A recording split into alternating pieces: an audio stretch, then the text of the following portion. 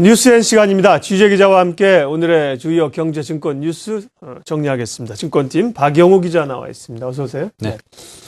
지금 그 시장에서 그 서킷 브레이커 제도가 있잖아요. 네. 주가가 급변동할 때 좀 과열을 시키는 그런 제도인데 이 서킷 브레이커 제도가 종목별로도 올해 도입됩니까? 네. 네, 말씀하신 대로 이 서킷 브레이커 네. 제도는 이 주식 시장에서 이 주식 주가가 급등 또는 이 하락하는 경우에 이 주식 매매를 일시 정지하는 제도입니다. 네. 이 영문 약자를 따서 이 CB라고도 얘기를 하는데요.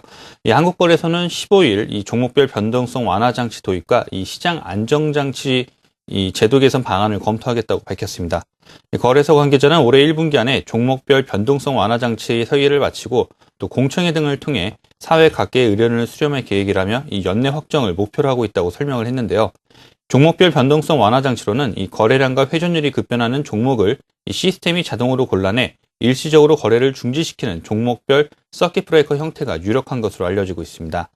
다만 제도 개선 방안이 확정돼도 시스템 개발 기간 등을 감안하면 이 차세대 매매 체결 시스템 엑스추어 플러스가 내년 초에 가동되기 전에는 이 도입이 좀 힘들 것으로 보입니다. 예, 아직 그 확정된 건 아니고 검토 중이라는 거군요.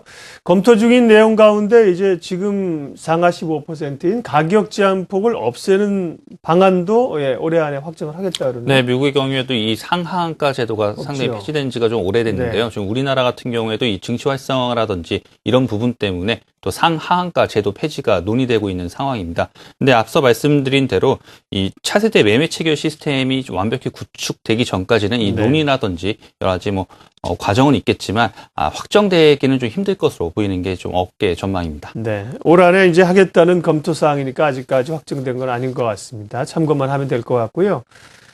예, 대선이 끝나고 잠잠했던 정치 테마주들이 다시 들썩들썩합니다. 네, 투자자들의 좀 각별한 주의가 네. 좀 필요할 것 같습니다. 이 대선 테마주 소멸과 함께 테마주 주가가 급락할 것이라는 전망이 좀 뒤집어졌는데요. 이 주된 원인으로는 이 무소속 안철수 전 대선 후보와 관련된 일부 테마주의 급등세가 지속되고 있기 때문입니다.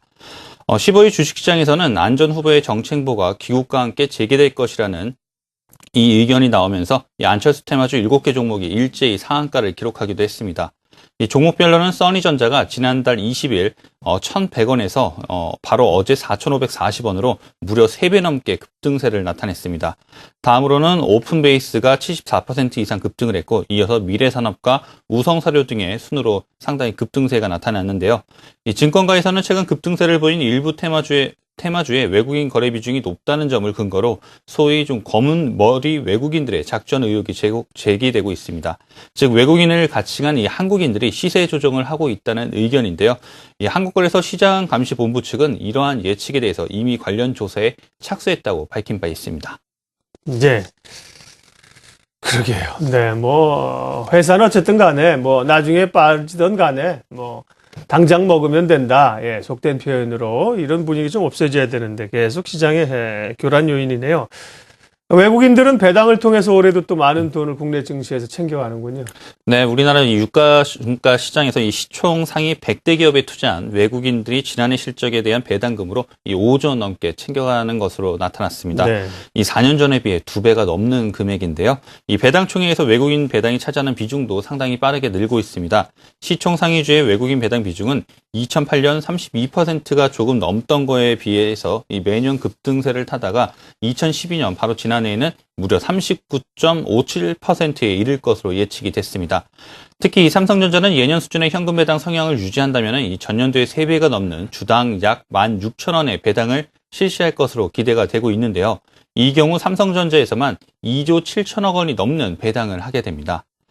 삼성전자 이외에 외국인 배당 비중이 높은 회사로는 이 신한금융지주와 또 KTNG, 또 SK텔레콤 등의 순으로 나타났습니다. 네, 마지막으로 오늘 일정 좀 볼까요?